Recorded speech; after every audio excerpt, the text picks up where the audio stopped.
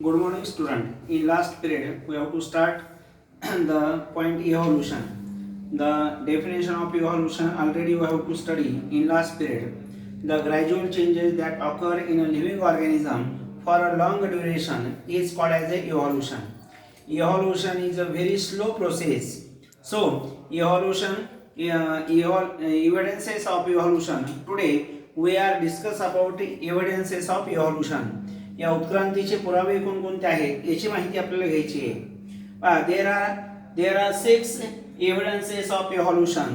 Number first morphological evidences. Number 2 anatomical evidences, vestigial organs, paleontological evidences, connecting link and embryological evidences. These are the evidences explain that their ancestors will be the same. Their ancestor must be the same of all plants and animals. So first we have to discuss about each and every evidences of evolution. We know that the first living organism was found in an ocean, which is a unicellular. From unicellular organism, the multicellular organisms are formed, and now we have to see large number of species of plants and animals. So we have to ask in our exam as write the evidences of evolution. आपल्या परीक्षेला जर विचारलं की उत्क्रांतीचे पुरावे कोणकोणते आहेत तर हे 6 पुरावे आपल्याला सांगता येतील. प्रत्येकाचे एक्सप्लेनेशन आपल्याला या ठिकाणी करायचे किंवा आपल्याला 2 किंवा 3 मार्कासाठी क्वेश्चन पण विचारला जाईल या ठिकाणी ऑब्जेक्टिव्ह मध्ये. मग पहिल्यांदा आपण या ठिकाणी एक एक पॉइंट समजून घेऊ. मॉर्फोलॉजिकल एव्हिडन्सेस, बाह्य सजीवांचे पुरावे, बाह्यरूपी सजीवांचे पुरावे. आता यामध्ये आपल्याला सांगता येईल some of the similarities in animals and plants we have to seen. पहा काही प्राण्यामध्ये आणि वनस्पतीमध्ये काही सारखेपणा आपल्याला जाणवतो. पहिल्यांदा आपण प्राण्यामधलं सारखेपणा या ठिकाणी समजून घेऊ. Some of the similarities of the animals such as, look at this. Some of the animals having a structure of a mouth, position of eyes, structure of nostrils and ear pinna, and thickly distributed hairs are same. These animals are different, but they show the same similarities. काही प्राण्यांमध्ये आपल्याला काही सारखेपणा जाणवतो. तो सारखेपणा कोणता? Structure of a mouth, तोंडाची रचना असेल. पोझिशन ऑफ आईज, डोळ्यांची ठेवण असेल. Number 3 structure of a nostril, nostril म्हणजे नाकपुड्या, नाकपुड्याची ठेवण असेल. Structure of a year pinna, कानाची ठेवण असेल. And thickly distributed hairs on a body, आणि त्या प्राण्यांच्या शरीरावर दाट असे केस असतील. मग हे प्राणी वेगवेगळे आपल्याला सांगता येतील, परंतु ह्यांचा सारखेपणा या ठिकाणी सेम आपल्याला म्हणता येईल, सारखेपणा जाणवतो.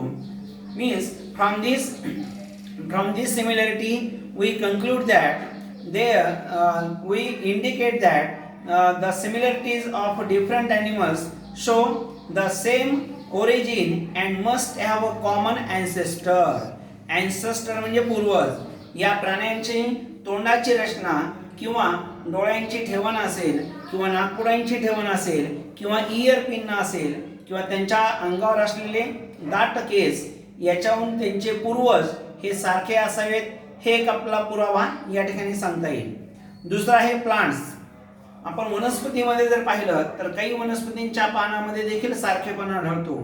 Leaf shape, leaf venation and petioles of different plants have the same similarity in leaf shape, leaf venation and number 3 petiole of different plants have a same. So it indicates that their origin must be same and they have a common ancestor. मग या वनस्पतीहून देखील आपण सांगू शकतो वनस्पती वेगवेगळ्या आहेत, पण वनस्पतींच्या पानांची रचना, वनस्पतींच्या शिरांची रचना आणि पेटिओल हे जर सारखं असेल तर त्या वनस्पतींचे पूर्वज हे देखील सारखे असावेत, हा एक पुरावा आपल्याला या ठिकाणी सांगता येईल. We have to see in our textbook. Look at this. In our textbook, we have to given as the morphological evidences. We have to see. Look at this. On page number 4, look at this. We have to given the picture. In this picture we have to see the morphological evidences. आता morphological evidences कोणकोणते same आहेत. आपण animal आणि प्लांटच्या संदर्भात माहिती घेतली. Animals मध्ये कोणकोणत्या सिमिलरिटी आपल्याला सांगता येईल. Structure of mouth. आपण या प्राण्यांचं जर रचना अभ्यासली, प्राण्यांचा चेहरा जर पाहिला तर स्ट्रक्चर ऑफ माउथ, नंतर पोझिशन ऑफ आईज, प्राण्यांच्या डोळ्यांची रचना, स्ट्रक्चर ऑफ नॉस्ट्रिल्स, नाकपुड्यांची रचना, and ear pinna of different animals are same. So from this similarity we indicate that their origin must be the same and have a common ancestor.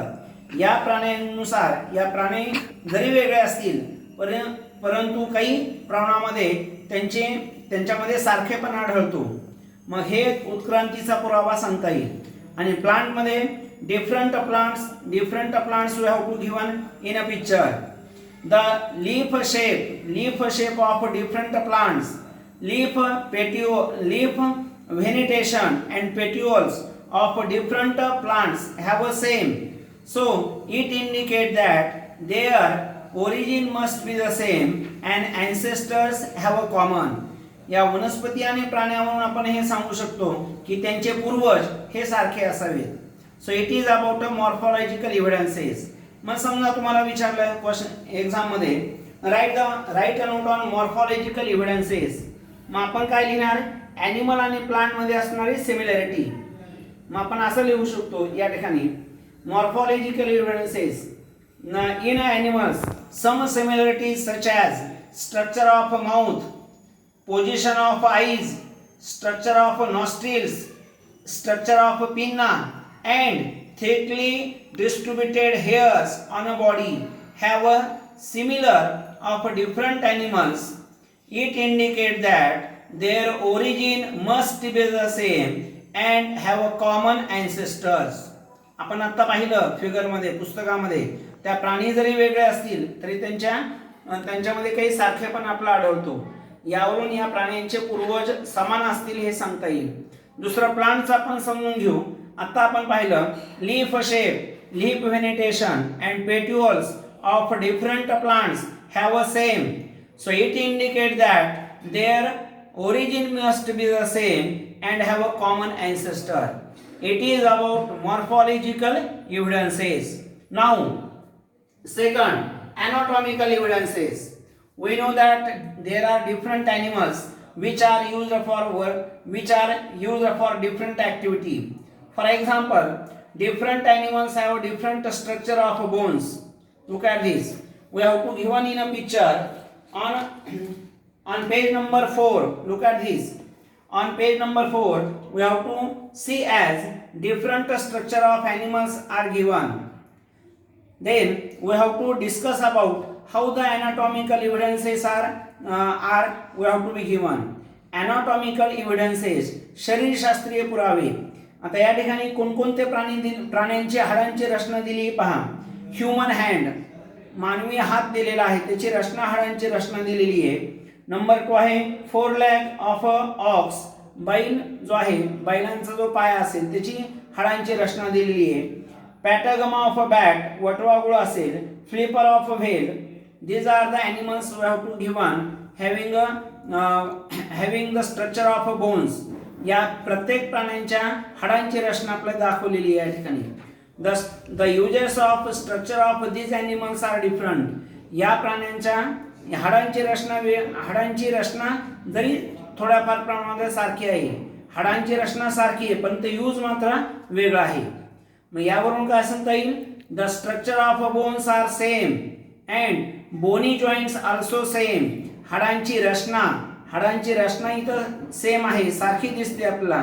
Boney joint, हाडामधला जो Boney joint म्हणजे हाडांना बांधण्यासाठी येणारा जो joint आहे तो पण आपला सेम सांगता येईल. From this indicate that their origin must be the same and ancestor have a common. मग यावरून या प्राण्यांनुसार आपण असं सांगू शकतो हाडांची रचना आणि बोनी जॉईंट्स हे सेम आहेत, मग यावरून त्यांचे पूर्वज हे सारखे असावेत. So it is about anatomical evidences. Anatomical evidences म्हणलं की हे आपल्याला लक्षात ठेवणं आवश्यक आहे.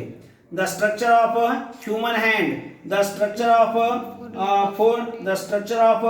Four leg of ox, the structure of patagium of a bat and flipper of whale. These are the structure of bones of different animals. Structure of bones are same and bony joints also same. It indicates that all these animals have a same origin and have a common ancestors. These are the two evidences. Number first, morphological evidences, and number two, anatomical evidences. Number third, which is a very important, that is the vestigial organs. Vestigial organs, first we have to understand, or first we have to give the meaning of vestigial organ. Vestigial organ या शब्दाचा अर्थ अवशेषांग. आता अवशेषांग म्हणजे काय? जे अवयव मानवी शरीरामध्ये निरुपयोगी असतात, ज्या अवयवांचा आपल्याला काहीच उपयोग होत नाही, अशा निरुपयोगी असलेल्या अवयवांना आपण व्हेस्टिगल ऑर्गन्स असं म्हणतात. युजलेस और degenerated underdeveloped organs which are useless present in a human body, they are said to be a vestigial organs.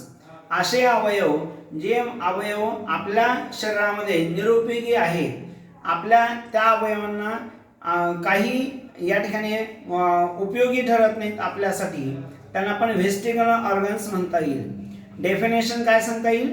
The degenerated or underdeveloped useless organs which are present in a body is called vestigial organs. Look at this. In our human body, number first vestigial organs is appendix. Appendix हा प्रत्येक मानवी शरीरामध्ये असतो.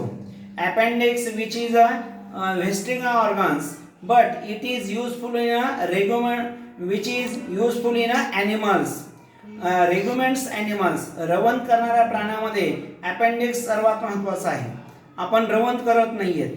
Appendix is a useless organ which are present in a human body. Number two, wisdom teeth, ज्याला आपण अक्कलदाढ असं म्हणतो, ही अक्कलदाढ देखील आपल्याला निरुपयोगी आहे. नंबर थर्ड म्हणता येईल आपल्याला tail bone which is a useless. So these are the vestigial organs which are present in a human body. मग vestigial organs म्हणलं तर काही नावं त्याची आपल्याला लक्षात ठेवावं लागतील. नंबर फर्स्ट सांगता येईल आपल्याला vestigial organs मध्ये wisdom teeth, number two appendix, number third tail bone. So these are the some vestigial organs which are not necessary to the human being. We have to see in books. Look at this. On page number 5 we have to given as ear muscles or pinna, then wisdom teeth, appendix, tailbone. These are the some useless organs which are present in a human body. So we have to stop here. पुढच्या तासामध्ये राहिलेले point आपण समजून घेऊ.